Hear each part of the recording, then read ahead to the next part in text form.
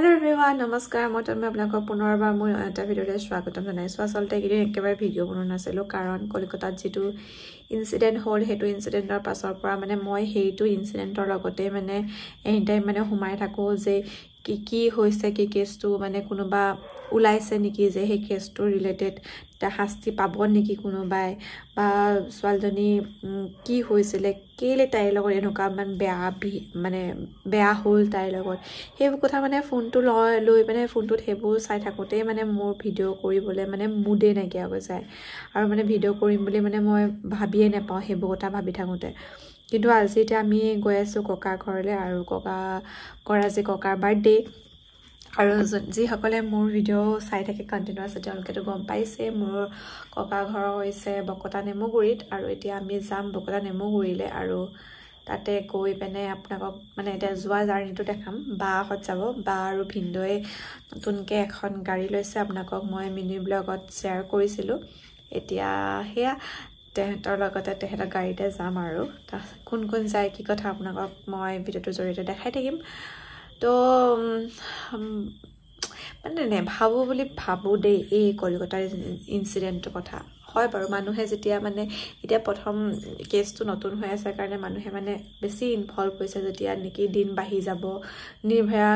যেটো মানে কেছ হৈছিল হেতু যেনেকে মানুহে মানে দুদিনমান হোৱা পাছত পাহৰি গৈছিলে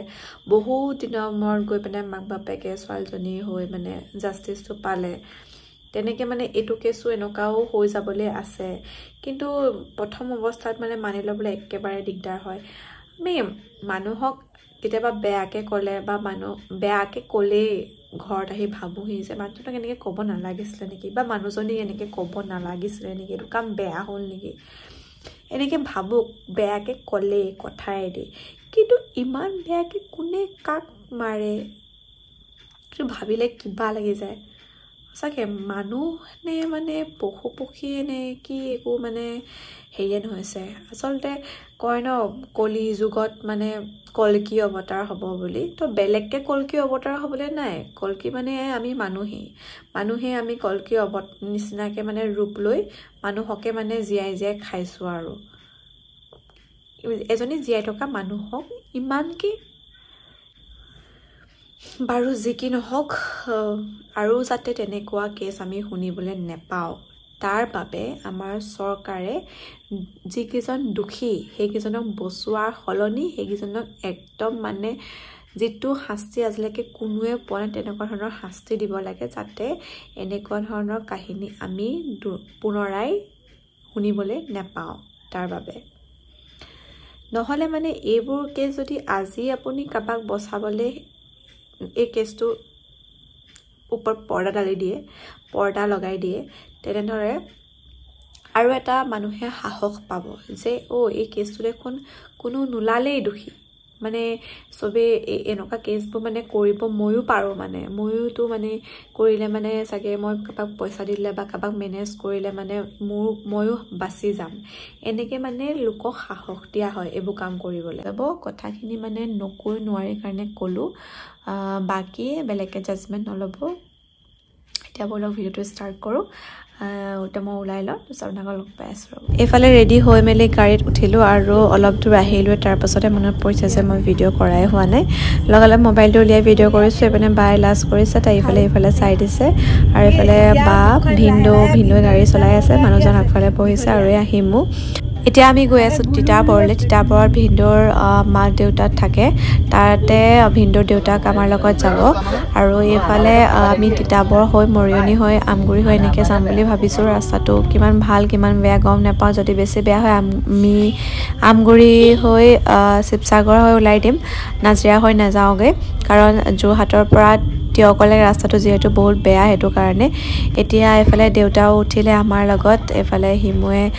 সবকে দেখাই আছে কোন আহিছে কি নাই পুৰা ধুনিয়া বাগানৰ পৰিবেশ আমি ভিউটো এনজয় কৰি আহি আছো আৰু মই স্কুলৰ পৰা যেহেতু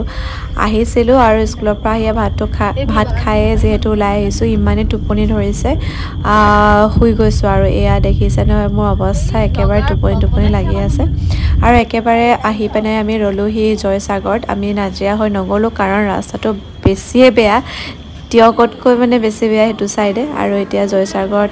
এইফালে লৈছোঁ খাবলৈ একাপ চাহ আৰু ৰসমলাই। মানুহজনে মোৰ পৰা চান কাঢ়িবলৈ আহিছে।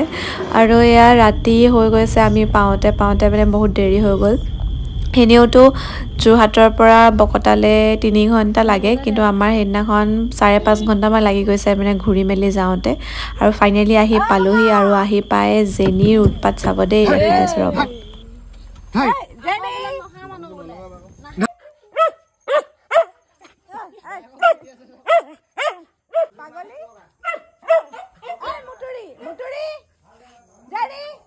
দাদাই কেক আনি থৈছিলে, আমি আহিলে মানে কাটিম বুলি, কিন্তু আমি অহা দেৰি হোৱাৰ কাৰণে ওচৰৰ ল'ৰা ছোৱালী কেইটামানকে মাতি কেক কটোৱাই দিলে। বাৰ্থডে পাৰ্টি হ'ল আৰু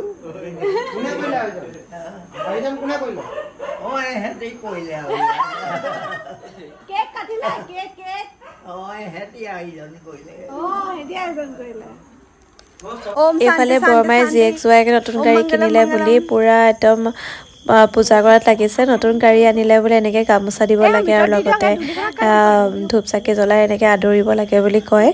আৰু এয়া প্ৰথমতে নেমু পানী এগিলাচ খালোঁ, তাৰপাছতে চাহ কেকৰ সৈতে পুৰা মিঠাই সৈতে একদম ধুনীয়াকৈ একাপ চাহ খাইছোঁ। আৰু চবকে মাতি আছোঁ, চাহ খাবলৈ কোনো অহাই নাই, সেইকাৰণে পুৰা চিঞৰিছোঁ একদম। চাহ খাই মেলি ৰেষ্ট লৈ কাপোৰ চেঞ্জ কৰি মেলি এতিয়া দুইজনীয়ে কাটি আছোঁ কোমোৰা। আজি হাঁহ মাংস আনিছিলে, মানে হাঁহ এটা কাটিছিলে আমি আহিম বুলি। আৰু তাকে আজি বোলো মই বনাওঁ, কেনেকুৱানো বনাওঁ আপোনালোকক খুৱাম বুলি মই দায়িত্বটো ল'লোঁ। আৰু এইফালে হাঁহ বনাবলৈ, এইফালে লৈছোঁ কলডিল এটাও, কলডিলৰ লগতো অলপ বনাম হাঁহ মাংস আৰু অলপ বনাম কোমোৰাৰ লগত। তাকে বাহঁতে যোগাৰ কৰি দিছে। আৰু জুইত হাঁহ মাংস বনালে খাবলৈ সোৱাদ হয় বুলি কয়, খুৰীয়ে কৈছিলে গেছতে বনাবলৈ, তথাপিতো মই ক'লোঁ জুইতে বনাম, গেছত নবনাওঁ। এইফালে বাহঁতে জুই ধৰি দিছে, ঘামি জুমি অৱস্থা নাই, গৰমখনত জুই ধৰি হাঁহ মাংস বনোৱা অৱস্থা বেয়া হৈ গ'ল মোৰ ভাগৰ। তাতে মই জুই ধৰা ৰান্ধনিও নহয়, জুই সেই নুমাই গৈছে, পুৱাই মোৰ অৱস্থা বেয়া হৈ গৈছে। এইফালে লৈছোঁ এতিয়া কোমোৰা আৰু হাঁহৰ মাংস বনাবলৈ। এতিয়া প্ৰথমতে মই তেলখিনিত পিঁয়াজ লগতে তেজপাত জলকীয়া এনেকৈ দি ল'লোঁ। তাৰপাছতে মই ইয়াতে দিম আদা নহৰু আৰু যি হালধি মা মছলা আছিলে গোটেইখিনি মই তেলতে এনেকৈ দিম, তেতিয়া কালাৰটো ভাল আহে বুলি কয়। মই নতুনকৈ শিকিছোঁহে বাৰু দেই, ইমান এক্সপাৰ্ট নহয়, তথাপিতো আজিকালি বোলে চবেই মোৰ হাতৰ খাই ভাল পায় বুলিয়ে কয়, সেইটো কাৰণে আপোনালোকৰ লগত শ্বেয়াৰ কৰোঁ বুলি ভাবিলোঁ মোৰ ৰেচিপিটো। আৰু এয়া গোটেইখিনি দিয়াৰ পাছত ভাজি আছোঁ। আৰু এইখিনি হাঁহ মাংস কাটি মেলি আনি ধুনীয়াকৈ থৈছে। এইফালে মছলা দিছোঁ ঘৰতে পিছা। বাকী নৰ্মেলকৈ বনালোঁ আৰু হাঁহৰ মাংসৰ ৰেচিপি বুলি তেনেকৈ আপোনালোকৰ লগত শ্বেয়াৰ কৰা, জাষ্ট দেখাইছোঁ আৰু কেনেকৈ বনাইছোঁ। আপোনালোকেতো মোতকৈ ভালকৈ জানিব চাগে, এনেই ভাল লাগে দিয়ক, কিবা এটা নতুনকৈ শিকিলে জানিলে আপোনালোকৰ লগত শ্বেয়াৰ কৰি, সেইটো কাৰণে শ্বেয়াৰ কৰিলোঁ। বাকী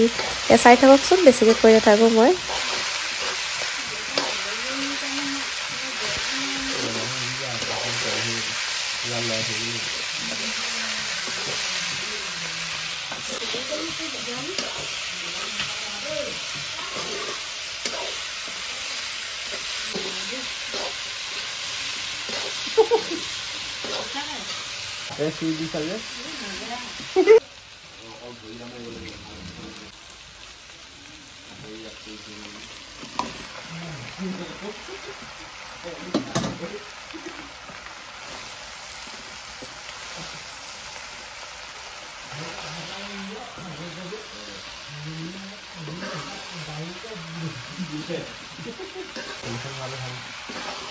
মই ভাত বনাই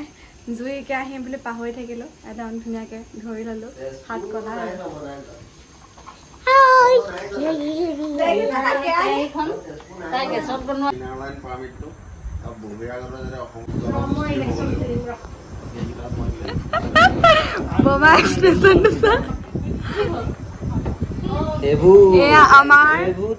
আমাৰ বৰমা অতি দুখিত অৱস্থাত বহি আছে, বাৰ্থডে পাৰ্টি খাই। এইফালে আমাৰ কন্দাই পলিটিক্সৰ কথা পাতি আছে, ৰবীন্দ্ৰ এতিয়া অখিল গগৈ চবতে অবজেকশ্যন কৰি থাকে। ইমান গৰমত দৌতিৰ জন্মদিন বুলি বনালোঁ লৰালৰিকৈ কিন্তু দৌতিয়ে ভাত নাখালে শুই থাকিলে তেওঁ বোলে পেটে ভৰিলে আমিখিনিয়ে মিলি খালোঁ আৰু কেনেকুৱা হৈছে চবেইটো ভাল হৈছে বুলিয়ে ক'লে আৰু আপোনালোকে দেখি কেনেকুৱা পাইছে খোৱাবতো আপোনালোকক নোৱাৰে দেখি কেনেকুৱা পাইছে জনাব দেই আজিলৈ আহিছোঁ বাই